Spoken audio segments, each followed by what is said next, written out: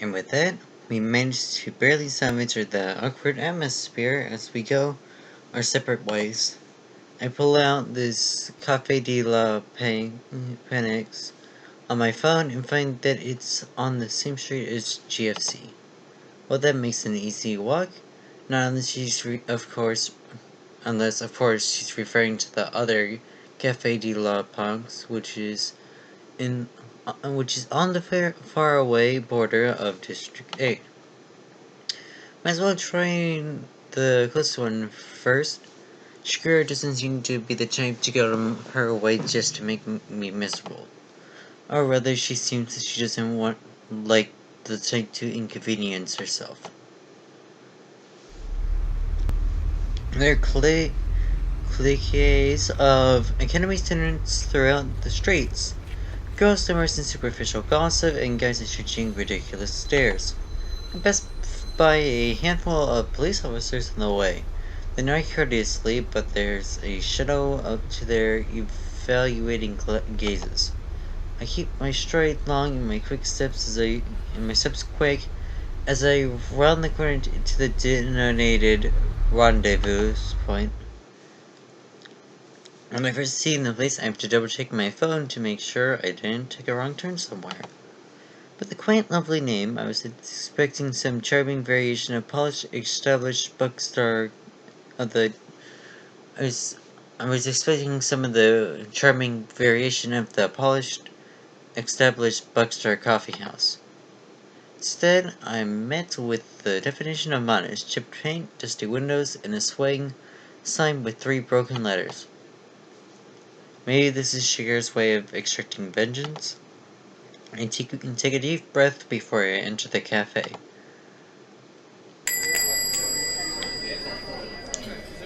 Surprisingly, the place is really decent on the inside. Sophisticated and sleek, the array of elegant furniture is punctuated by the black grand piano along the far wall of the cafe. The delectable smell of butter and sugar drifts from the counter of the shop, where several intricate glass display boast rows of unique pastries reminiscent of a fairy tale world. Welcome, may I take your order? The cashier greets me with a smile, dragging me to the front counter. Wait a minute, isn't she your... To think of it, I've never seen where she goes after class ends. Of all people, it would be you. Consider it your lucky day. Just give me your order. The situation is just too good to pass up. Elizabeth, a cashier? Do enlighten me. Why would such a wealthy, empowered young woman stoop to making lattes and washing dishes? Work experience, obviously. Every successful person must come from humble beginnings. I might believe her, but the way she's averting her eyes is suspicious.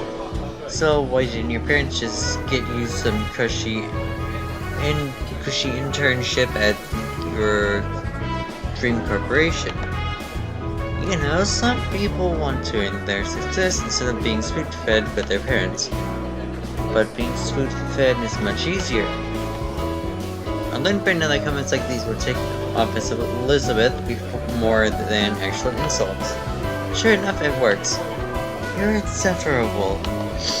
What's that? I should complain to customer service about a abusive cashier? Just order already.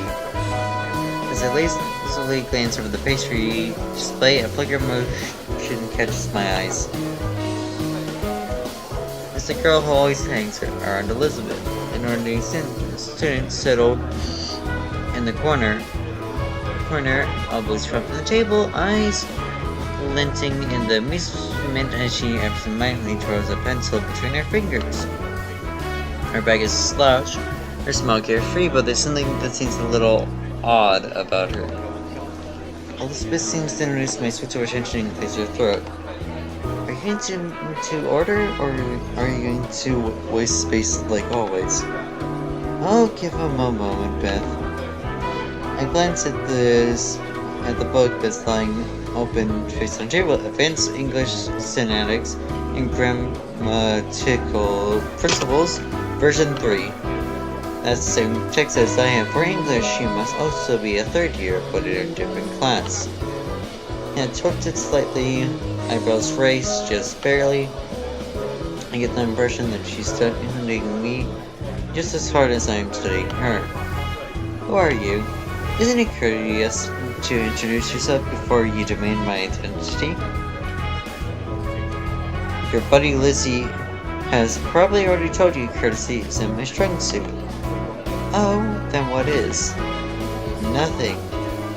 Just a bit of a friendly advice, Beth. You may want to watch your step around this one. What makes you say that? Well, he's figured you out. This reflects an unusual reaction from Elizabeth. Bitten lips, fiddling hands, and an ancient shift of the eyes. Odd, I don't recall figuring out anything.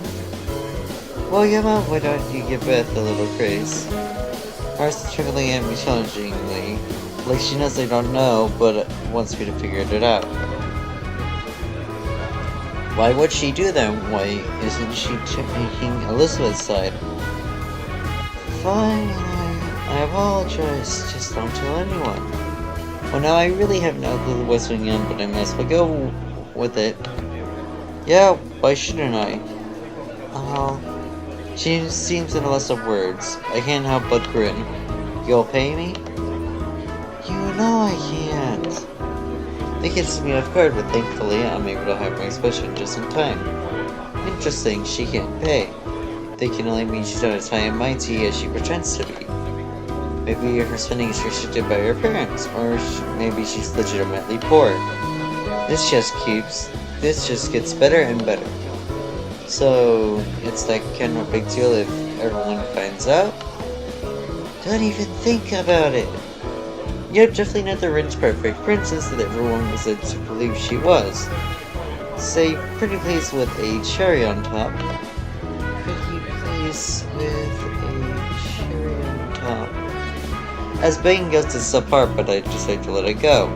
I don't plan on making her life miserable. It's more of a parrot thing. With blackmail hanging over her head, she'll finally stop bothering me.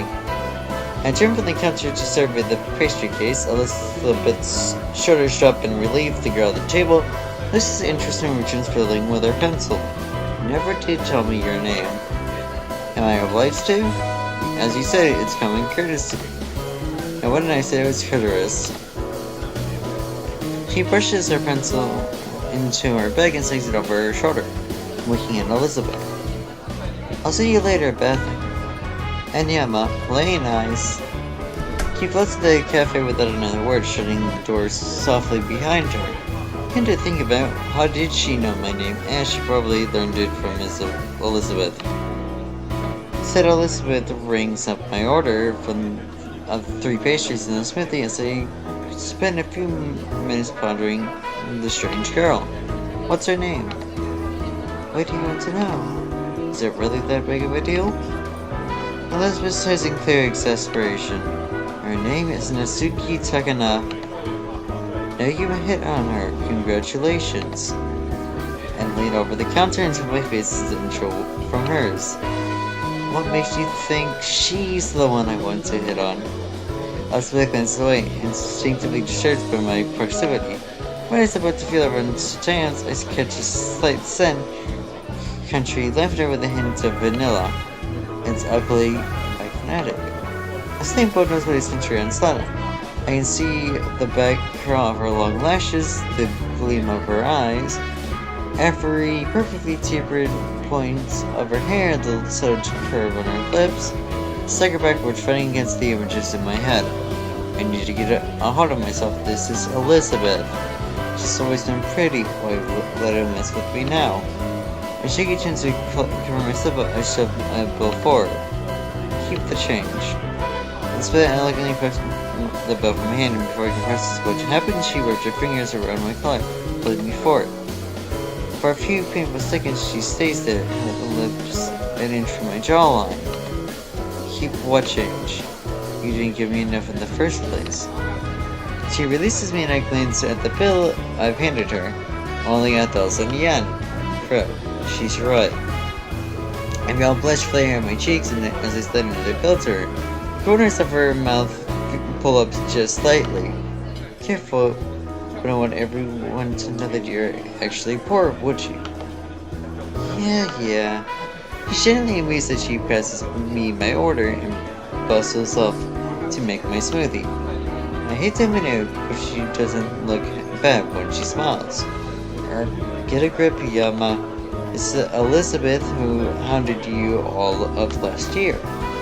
The Elizabeth who kept butting into things that aren't her business. The Elizabeth who believes that everything is in her control. That's Elizabeth. Back to my sentence. I select a buttered croissant and throw the other two pastries in my vacuum. There's not much to do, so I call Elizabeth to the blenders.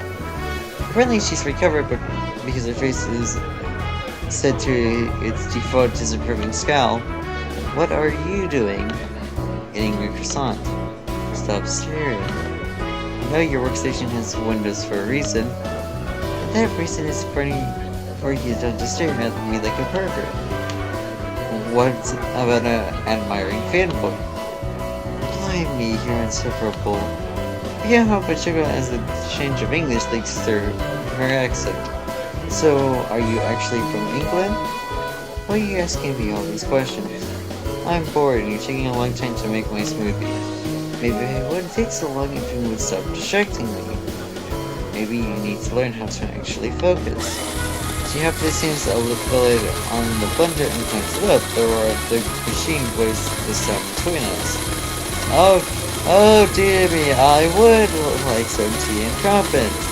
Elizabeth shudders in their annoyance. Tally ho, Oscar, what say you to some fish and chips?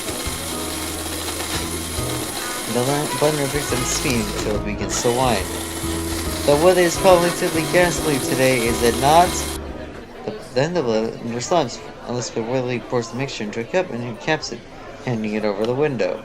Firstly, I was born and raised in Japan, just like everyone else. Secondly, just because you're not bilingual doesn't mean you have to mock people who are. She tears the wrapper off the end of the straw and sticks it roughly into the smoothie. Have a nice day. Come again. With that, she strides into the back room, leaving me by myself. I actually feel uneasy as I settle into a corner. I expected Elizabeth to lash out at me just like every other time, but she was calm. Honest, even if clearly annoyed. Is her heritage a weak spot? Did I bring up something that should have been left alone? Furthermore, why am I letting it bother me? She never showed me any mercy, not on the days where I just wanted to be left alone. The days where life almost wasn't worth it. Shouldn't I do the same? As I went into my croissant, hoping to distract myself with its taste, the door of the cafe swings open.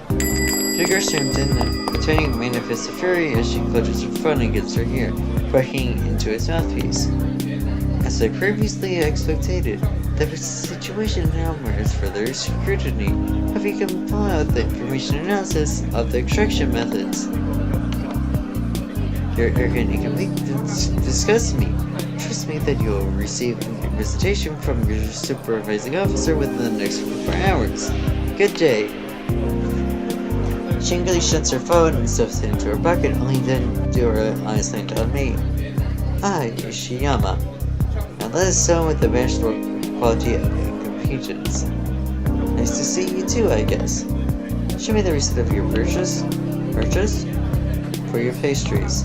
I must ask her why, but decide to just shut up and give her the receipt. Pulling marches the counter, taps her wallet against the cart receiver, and marches back with 1,300 in change. She says this to my table, to my side of the table with an expectant look. You need me to buy coffee for you? This is a reimbursement. As your superior, I am treating you for this meeting. Oh, thanks. I'm honestly surprised she came as the type of person who would make me pay for both of us, actually. Now, regarding tonight's mission? Indeed, one of my assigned colleagues mislaid a private dossier within the 6th district of Ishimu. The 6th and 9th districts, also known as the district of drugs, gangs, and general mayhem, where their shipment ought to not go. I I think I know where this is headed. Your 7 is to retrieve it tonight. Yeah, I saw that one coming. And why would I do this? But inquiry is what apparent consequence shall befall you if you do not. This was me for a moment, but I'm used to think of a simple reply. Clearly nothing too troublous, you need me to get it for you instead of going yourself. Funnily enough, I'm doing gnashing out on this part. Sugar only seems to be impressed. Perhaps you go pass after all. Pass? The CS worry about are currently being established and should contact you with additional instructions at a later time. I didn't even say I would do this. I doubt that availability is an issue. How does she? No, I'm not even going to ask. Not having a schedule conflict doesn't mean that I'll take it. They consider it your special burden, but I never agreed to. Do you not wish to be something? To be someone extraordinary, to do something significant with your inconsequential existence. Then it's settled. Stay in touch. She abruptly tips her cap and steps out of the cafe, leaving me in stunned silence. I returned to my apartment, feeling an unusual kinship with on-call military personnel. At this point, everything is peaceful and quiet, to the point of boredom. But the more I wait, the instincts I get, like a ball of energy, is tangled up inside me. I always like to go and get it over with, but District 6 excuse there's no way I can find it without at least some general guidelines. I'll be going to sketchy areas of the city with no backup, no support, no health insurance. Heck, this is probably the illegal for Sugar to do. Now, whatever, it'll be interesting and helpful, apparently. See, every time right now, maybe I should. Or should I text?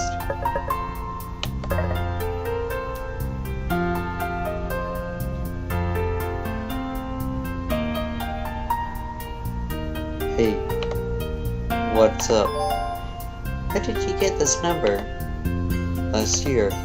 Project, remember. Creeper? What?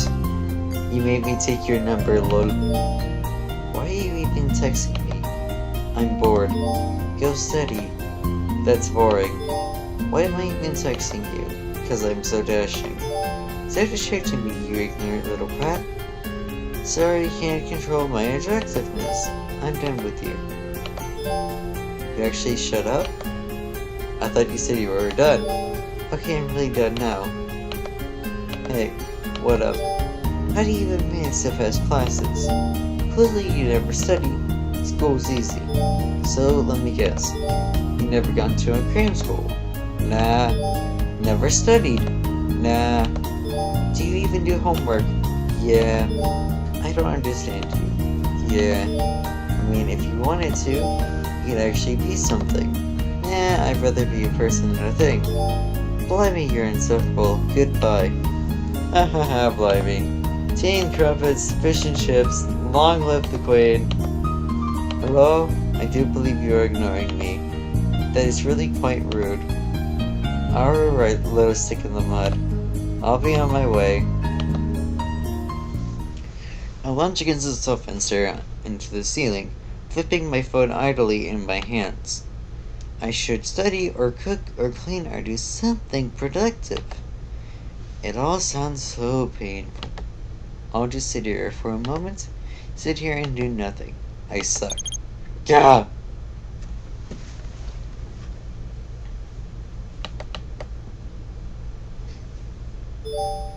This is the address. I apprehended directions that a toddler could follow. The person in the note said if you miraculously manage to lead your way, you will possess an intellect inferior to a toddler. Or perhaps that is already the case. Should I just go now? It's not like I have anything better to do. And setting up early might give me some crucial information or something, who knows. I throw on my jacket before I straight out the door, the cold night air cutting into my face.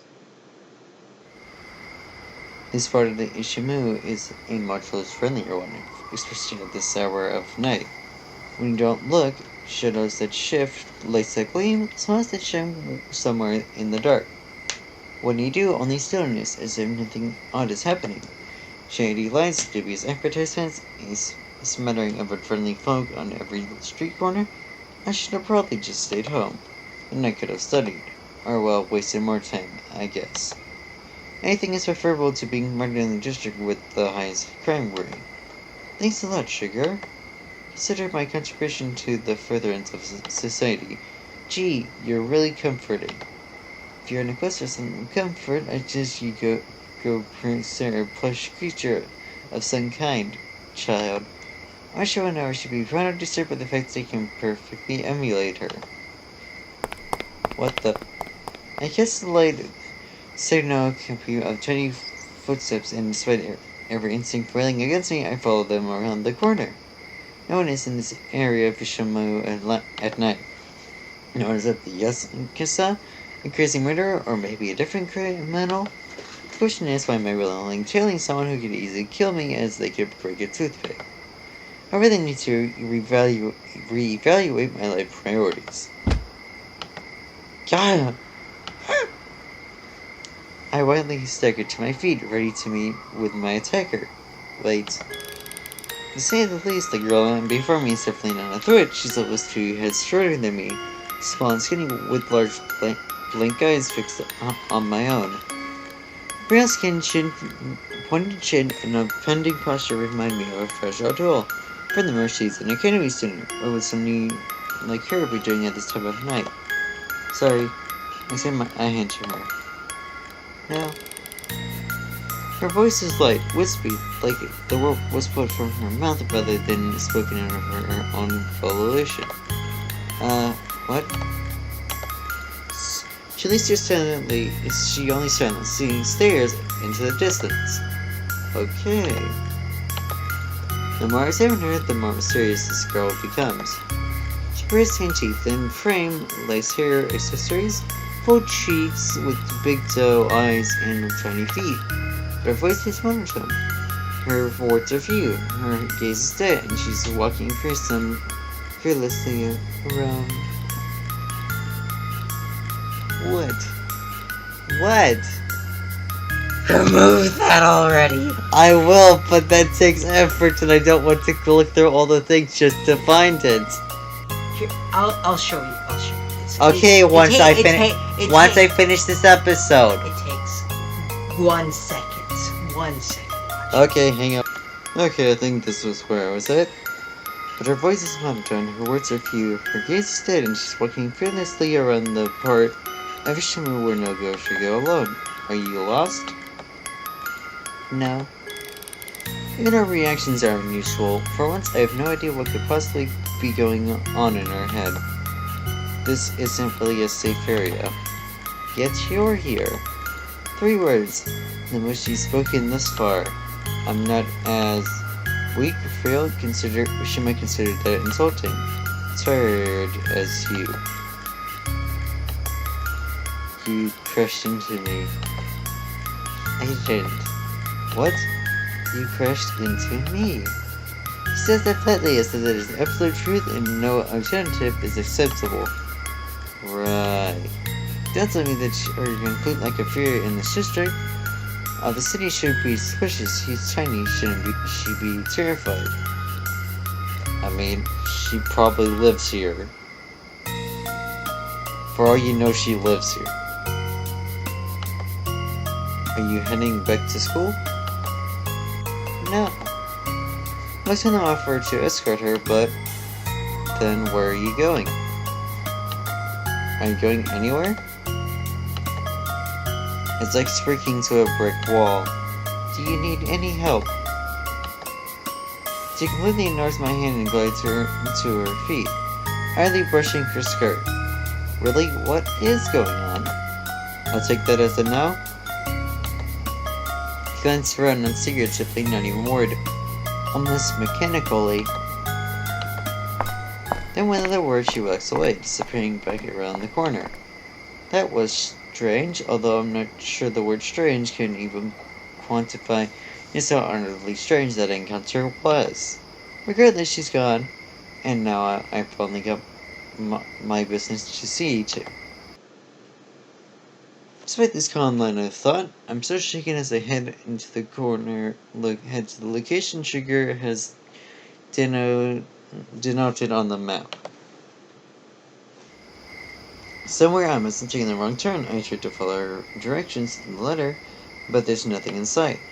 Several close to the shadow peering out of the corner of safety into the road, shady figures are scattered around trusting, laughing radically around smoldering cigarettes. Maybe I'm supposed to spy on them? No, I'm supposed to retrieve that file. Still, now that I can see where Sugar spent me, despite her concealed River Beach, she's small in stature and can see her heart, and yet these thugs, moreover, she hasn't the license to carry a gun. So of course she decides to send her defenseless high school student and her steed. I keep around the side of the building, double checking my phone. Yep, right here, give or take a couple of feet. I scan my surroundings, but there's so much litter that I can barely see anything particularly significant. Baby, should I Sugar? No, this is my assignment. I need to do this on my own. I accidentally rub my hand over the brake behind me as to keep me grounded. My fingers brush over something smooth. Wait a minute. I turn to examine the offending spot. A folded piece of paper is shoved between the cracks of the wall. Judging by a fresh note, looks like it must have been put there recently. Hastily, I tried to skim over the words. Congratulations, Shigama, you are now a toddler. My subordinate sent me the instructions to read some of the file. A ping pong ball falls down a very narrow pipe that is fixed to the ground. All you have is your ping pong pedal, the shoelaces, and a water bottle. You know how to retrieve it. I glanced it up. The file is at the answer within half a block of your vicinity. A puzzle, seriously? Well, I guess there's no getting around it. I have to solve this to find the file. Which object is the key to this puzzle? What part of the water bottle should I use? Alright, I can use the water in the bottle, which means I could just instantly pour water down the pipe. The ball would float to the surface, and I could easily pick it up. Seems like that's the answer. In that case, it looks like the answer is water. I take another look at your coordinates. No, the following is in the answer within a half block of your vicinity. Does that mean that I have to look around for a source of water? What does that even mean? Water is everywhere. The running faucets, the convenience store. No wait, there's an off fountain on the other side of the building. Walk a short way down the road. Sure enough, another short-term note is stuck to the rim of the inactive fountain. Figures, another note. I'm beginning to wonder if I'll ever find the file at all. Congratulations, you're not a kindergartner. This is the next set of instructions. A petri dish holds a colony of bacteria. Every minute, each bacterium divides into two. And a sentence began the colony with a single bacterium at 12 p.m. At 12:43, the dish is half full. At what time would the dish be full? The answer is the direction in which you must proceed to reach the file. She's enjoying this, I swear. Well, either way, let's solve this puzzle too. Thanks a lot, Sugar.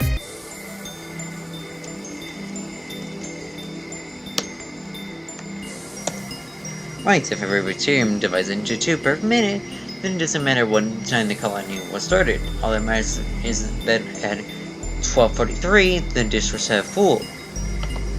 Therefore, at 12:44, the dish would be completely full. So that to completely use this puzzle, the bits told me to go forward. I walked in the road, keeping my eyes up for another slip of paper. As expected, there's another door jammed conspicuously between the crevices of two buildings. My question is, why did Sugar go through all this trouble in order to get these notes in the first place? She have to come here with an utterly defeats the purpose of sending me. Well, whatever. It looks like there's another puzzle to solve. Congratulations, Ishima, you're now the 5th grader. This is the 3rd and permanent set of instructions. How can you throw a ball as hard as you can, not bounce it off of anything, and still have it return to you?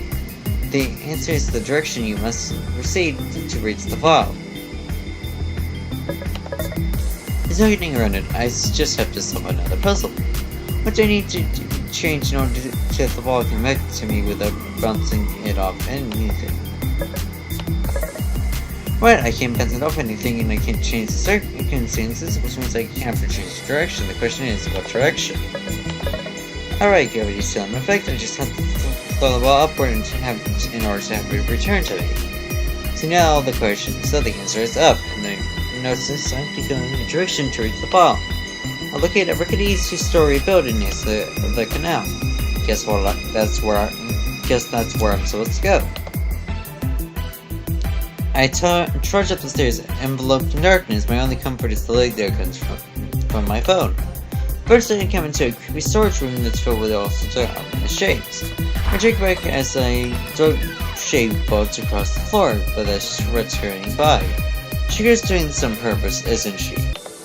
I stroll around the obstacles, keeping my eyes peeled for the chilling corner of white. Something is thrown away first in front of my face. A spider. Of all things, spiders.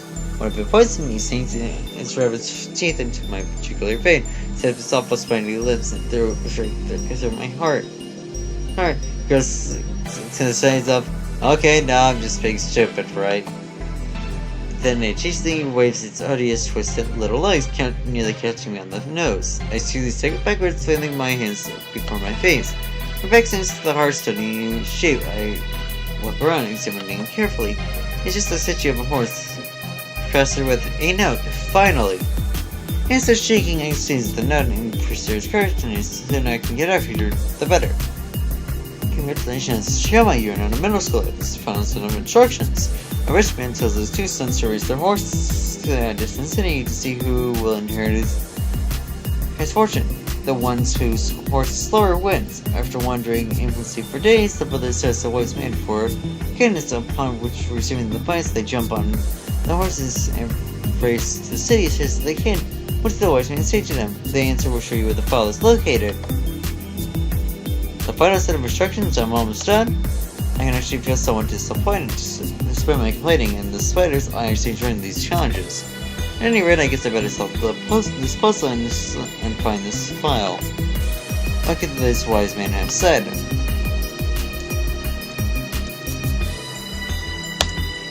Right, if they switch horses, they would have to race in order to win. So the answer is to change horses. There must be another horse around here. I glance around another indigo statue and, flinching away from the military cowboys, found around the corner. Thankfully, I spot one just a few feet away. Sure enough, there's a simple cream envelope slipped beneath its base. Could this actually be the file? Congratulations, Ishiyama. You may be slightly more capable than your worthless peers. There is no file. This was simply a test, and you passed. You may congratulate yourself. Although, frankly, it's such an easy test that there was really nothing worth congratulating. Take a picture of this and this note and send it to me as proof that your password competence. Is she serious? Everything was fabricated? I almost can't believe it, but at the third note, I guess there's probably a part of me that was expecting this turn of events. So did she plan all these notes on her own? Was that why the investigation was supposed to take place at night? So that she could have time to prepare everything? It's almost inconceivable, but it seems that's the most likely option. And honestly, it's hardly beyond what I can imagine Sugar to do. So I pocket the note and carefully pick my way down the stairs and into the street, steering clear of any corners or dark edges the best I can. Once I'm under some light, I can breathe a little easier. I take a quick snapshot of the note and send it to Sugar without comments. She doesn't respond immediately, which means she probably received it. With that, I sink into the shadows as I reach my apartment. It's time to get some rest. And that shall be the end of this episode.